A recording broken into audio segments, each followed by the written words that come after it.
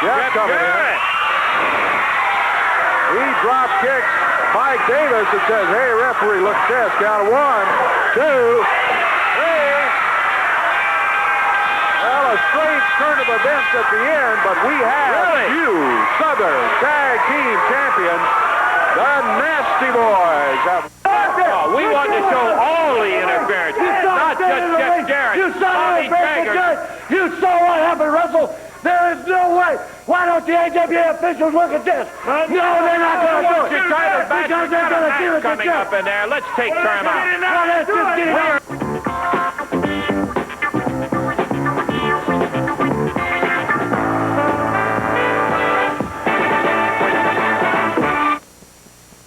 Wednesday, get ready. Now, you thought you'd seen all the action there was to see from Bill Dundee and Jerry Lawler going against Don Bass and King Carl Fergie.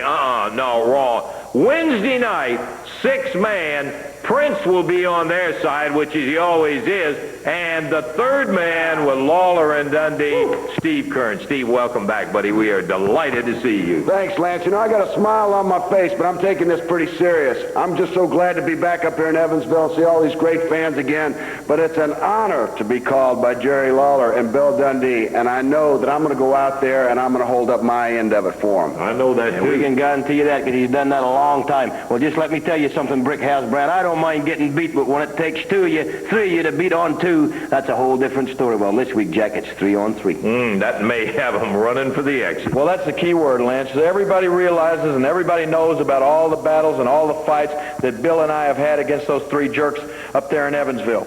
Now, it supposedly was supposed to be between Bill and I and Fergie and Bass, with Brickhouse as the manager on the outside of the ring. But as soon as the bell rang, each one of those matches, he was right in the middle of things. And last week, just like Bill said, it took the 3 of them, but they got a win over us. And that don't sit too well with us, so we went and made ourselves a little phone call, and we talked to the fabulous one right there, Steve Kern, and he was more than glad to come up here. And what that means now this week, this Wednesday night, right there in Evansville, it's not going to be 3 on 2, it's going to be 3 on 3. And I can assure you, gentlemen, you are looking at 3 men right here who love to fight. We're not coming to wrestle, we're coming to fight, because I've heard it once, if I've heard it once, I've heard it 1,000 times. The people, and we 3 guys, are sick and tired of you 3 jerks. They've had it up to here with you.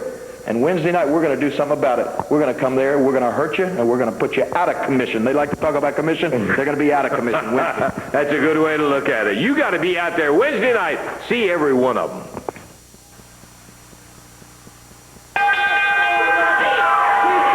Well, the time has come. After all the holler and moaning, all the stuff we had to put up with, the rock and roll RPMs are in the ring. Here comes the Nasty Boys. Southern Tag Team Champion. Got the belts around their waist, and they're showing them to the Rock and Roll RBMs right now, and RBMs are saying, come on, get up here, and the Nasty Boys not backing up a step. They step right up into the ring. This is going to be a Southern Tag Team title match. The Rock and Roll RPMs out of Atlanta, Georgia, at a total weight of 454 pounds, challenging to try to regain those belts held by Brian Knobs and Jerry Sag at a total weight of 568 pounds out of Allentown, Pennsylvania. They are the Nasty Boys. This is going to be a Southern Tag Team title match. The referee is Jerry Calhoun. Okay, dog, and this ought to be a dandy and a half, because it is, in fact, a title match right here, and both teams are ready to go. There's no love lost between these 2 teams for a living fact. I don't know whether you heard it, Dave, or not, but Mike Davis was hollering at Jeff Jarrett out there. If you got a gut in your body, you'll come out here after we get through beating up the Nasty Boys. They just didn't know when to quit. Boy, they sure don't. They better pay attention to what's going on here. This is the team that just beat them for the Southern Tag Team titles. And it's going to take a major effort for them to get them back. They're screaming about Jeff's interference in there, and that's one of the reasons we want to get that tape to show that Bobby Jaggers was the first one to come in and interfere in the match. Absolutely. I can guarantee you Jeff would have never been in there had not Jaggers hit that ring first and changed the balance as it was going in there. Mike Davis, Brian Knobs.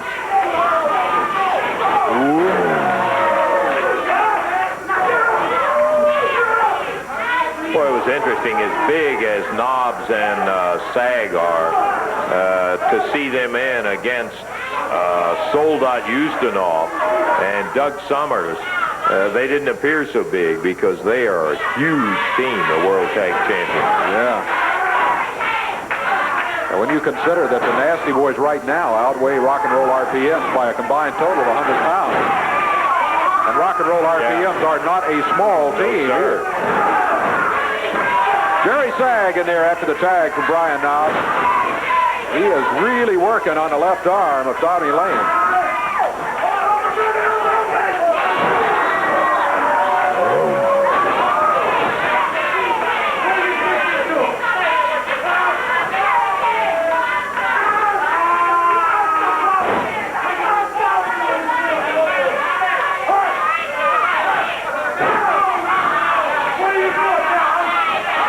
Dropping down on the arm of Tommy Lane, and maybe I know why the RPMs kept saying, we don't care about that Southern Tag title match. Maybe they didn't want to tangle with the Nasty Boys. That's true, and they may not have it when they walk out of here either, I tell you, because Nasty Boy is determined to defend it.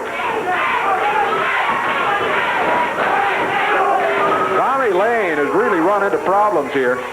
He had his arm hammered up behind his back. Now Jerry Sag has grabbed that left wrist, puts a little half twist on it. Pressure on the elbow and the shoulder. Now he's going to twist it over again, but Tommy Lane broke away. Over to the corner, and here comes Mike Davis. Mike kind of put on the brakes there a little bit, kind of break the momentum that the Nasty Boys had going. Boy, if you were going to run straight head on into Jerry Sag, I'd think about putting on the brakes too, buddy. I'd think about leaving. Yeah. Jerry Sag, he's working on the left arm. It worked well for him against Tommy Lane, so he starts that way against Mike Davis. Here comes Brian Knobs. Look out, he's climbing the ropes. Up on the middle one, whoa. Sits down on it, and Mike Davis is in pain, holding his head. There's nothing he can do to break free at this point. He's reaching not for straws, he's grabbing the hair of Brian Knobs, anything to try to break the hold.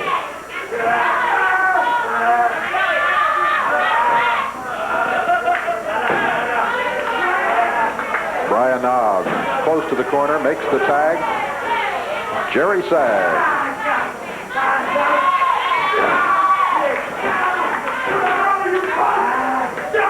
You know, there's several advantages of having good height and being tall.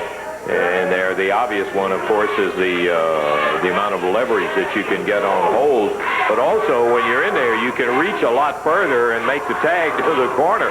And sometimes that's the whole difference in a match, Dave. We've seen it happen many times. Absolutely. Just a few inches difference there can make all the difference in the world. And whether you walk out with your hand raised or whether you walk out defeated.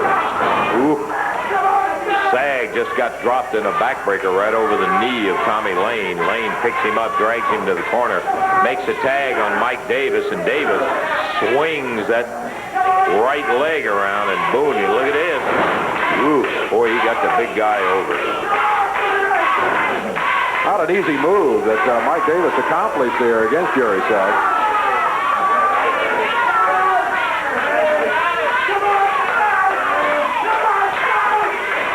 Brian Knobs trying to cheerlead over in the corner saying, come on, Sag.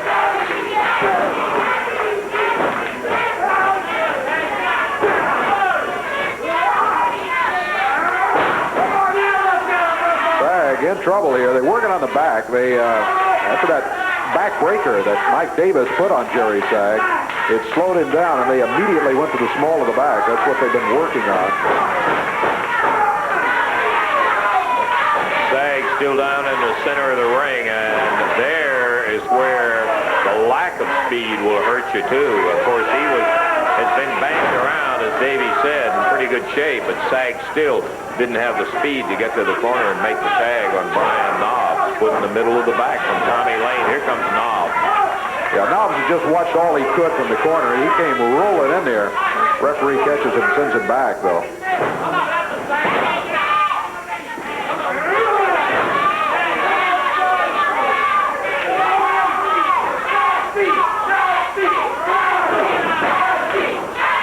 Sag in trouble. Nasty Boys, or the Rock and Roll RPMs, double teaming him over in the corner.